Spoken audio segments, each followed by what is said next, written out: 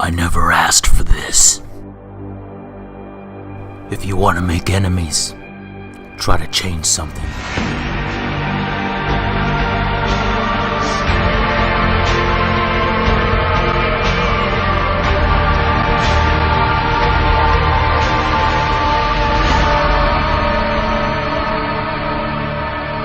It's a time of great innovation and technological advancement.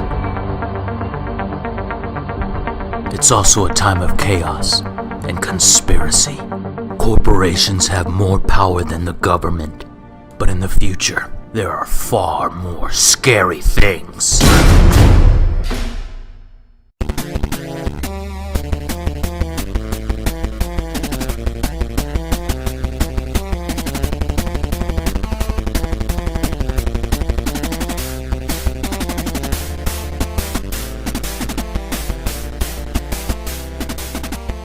Deus Ex acts as a prequel to the franchise. The year is 2027, and corporate greed has amassed enough control and power that it surpasses even our own governments. At the forefront is the next evolution in the human species: cybernetic enhancements, augmentations. These modifications to your mind or your body give you like superhuman-like abilities. There are those who support it, and there are those who oppose it. Why anyone wouldn't want to be as strong as 15 men and be able to fall from 5 stories up high on building rooftops, I have no idea. But they oppose it. This forms the narrative of the game as you take on the role of Adam Jensen. The first thing you're gonna notice is how this game just oozes style. It's got outstanding visual design and a story that's gonna keep you sufficiently interested to see just how deep this rabbit hole goes. The music also so perfectly matches the visuals that it's astounding. Great dialogue, superb AAA voice acting, even if Jensen sports Christian Bale's raspy voice. You'll be in a better jail forever. Oh look! Seraph's attack dog! You're here to clean up before the police bust in? This city just showed you that it's full of people ready to believe in good.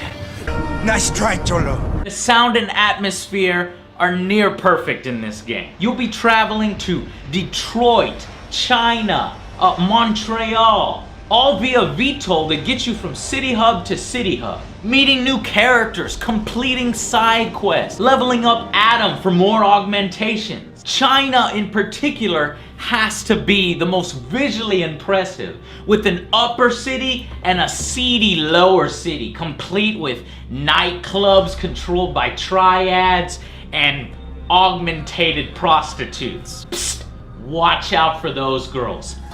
Fake as can be, and I hate fake. Nah, I don't do no tricks with no ogs, yo. Talk to these two. They might be able to...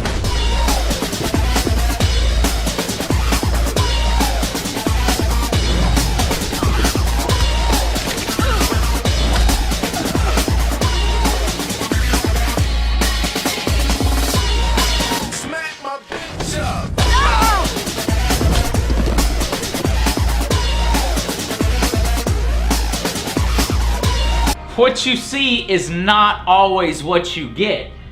And unfortunately, sometimes that's the case in Deus Ex. For one, the impressive and beautiful backgrounds. I want to see more in this world. I want to travel right over there. Damn!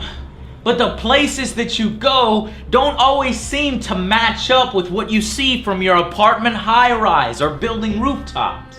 It also suffers from the dreaded "it happened off-screen" syndrome. Augmented people being kidnapped and stripped of their parts so that they can sell and make a profit off those people. That you only hear of. You never get to see it. I just got out! I just got out of Live Clinic! Oh, I got enhanced sunglasses that let me see everything. I can analyze my entire situation. I'll never be caught off guard. 275,000 space credits? Don't worry about it. The Angry Joe Show takes care of it all, man. You want to see it? You want to see it? Okay, hold on. Ah! I can see everything! Oh! Was that not freaking awesome? Was that not freaking awesome? You know it was, buddy. Don't be mad you can't afford it. Alright, man. I don't really know. I've never been in this part of town. Alright, man, I'll hit you back. I'll find a way out. Alright, later. With the new glasses! Oh, man. Yeah. Oh.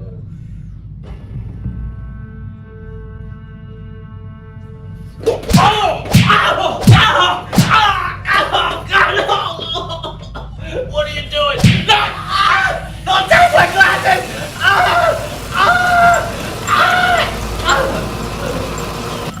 No, that's mine!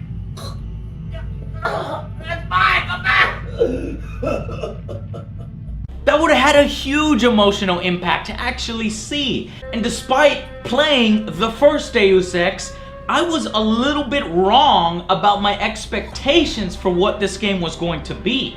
The game, like its brethren, is far more like a stealth FPS shooter, and a damn good one, rather than this Mass Effect Blade Runner-ish RPG with FPS elements that I was thinking that it would be. It is surprisingly tough, brutal at times, and when you're presented with a situation multiple ways to complete it, how do you think you're gonna go about it? Are you gonna fight a room with 12 fully armored dudes with chain guns and 4-wheeled robots? Or are you just gonna climb in the vent and avoid all of them? More often than not, you're gonna be crawling on your hands and knees in this game because it's punishingly hard. The problem is there's not a huge incentive there to go into that room and take down all those guys. Other than a little bit extra ammo and a tiny bit of experience that they give you. The story itself deals with some pretty heavy subject matter.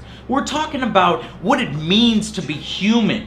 Modifying yourself. Do you lose part of what makes you human? Thankfully, the game can back it up. The dialogue is deep and the atmosphere set perfectly. The exchanges that you have with characters, especially in this conversation type mode where they get up, move around, interact with you, it feels so dynamic and natural, like you're having a conversation with someone. This is what the game does extremely well. Why, boss? What is it you're so afraid to tell me? I'm not afraid to tell you anything, Adam. But neither will I be treated like some two-bit suspect you've just hauled in off the street. You're not a cop anymore. You work for me. Try not to forget that. Boss, I'm sorry if you think this is a big waste of time. I just don't want to see anyone else getting hurt because of information I didn't have. But if you really believe this data can't hurt us, that it won't come back somehow and bite us in the ass, then I'll trust you. I can't be 100% sure of something like that, Adam. No one can. God damn it. All right. Look, the truth is...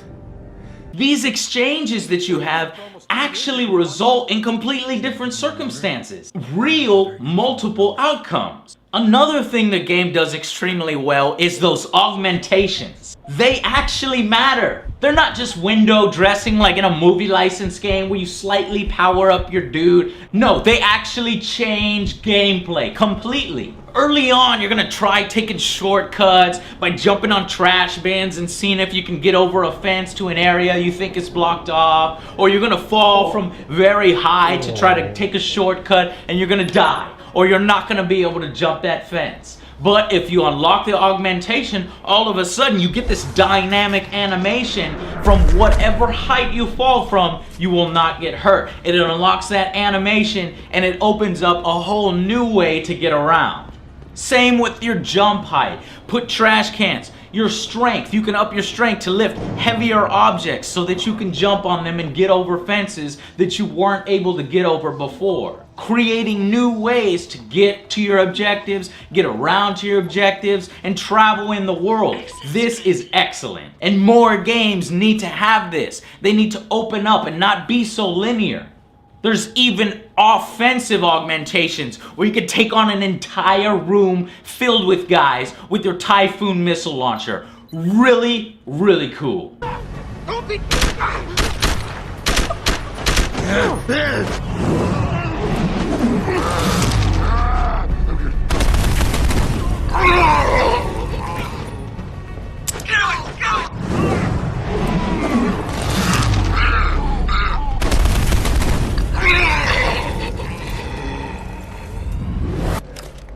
While the atmosphere and immersion might be really good, it falls just short of fully investing you in its story. The reason is twofold. It never really hits that high tension mark, the impactful moment that it seems to think that it does. Where's the Blade Runner inspired chase sequence? There's not any missions or dynamic missions where you're chasing someone down or doing something a little bit more out of the ordinary. And those violent anti-augmentation rallies with the brutal police response, you never actually get to participate or see it unfold. You only see the aftermath. If we were to have participated, it would have created that set piece for your game. Things like these would have made the game more memorable, especially if you can make it a little bit more mature and not be afraid to show certain things off.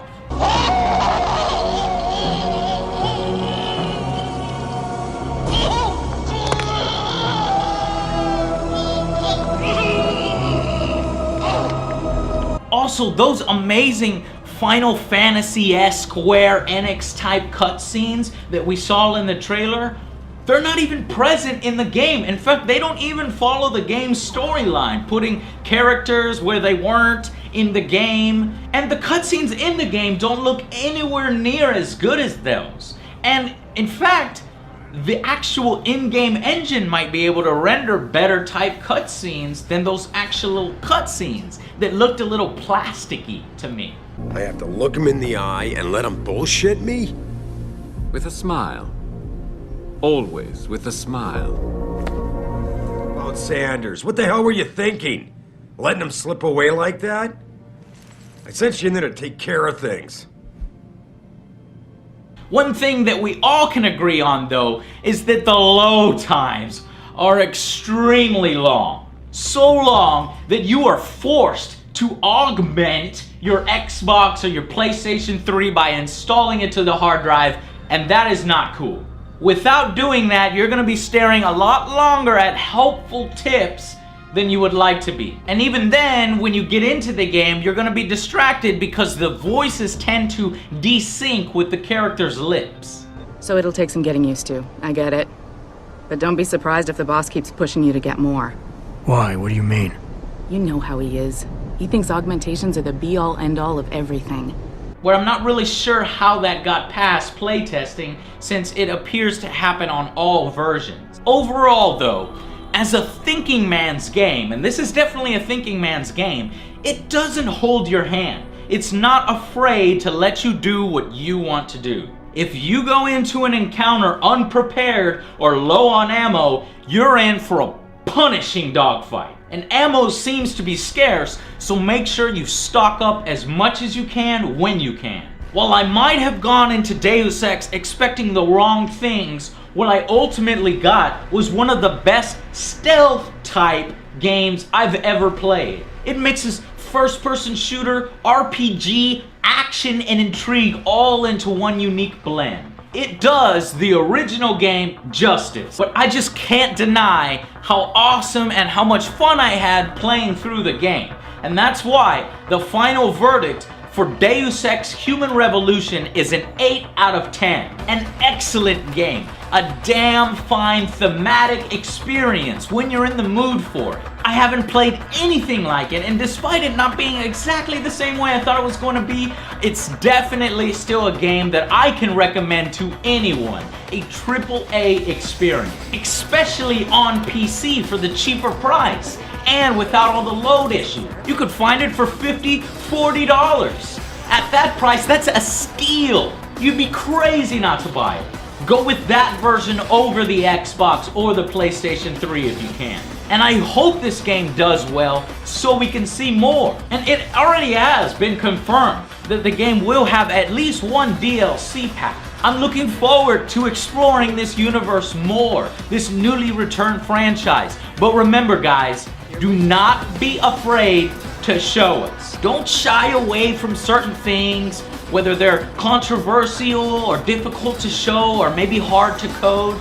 or maybe difficult to do, because it's those experiences that are gonna stand out the most for us and continue this adult future noir theme. But until then, I'll see you guys on the next Angry Joe Show.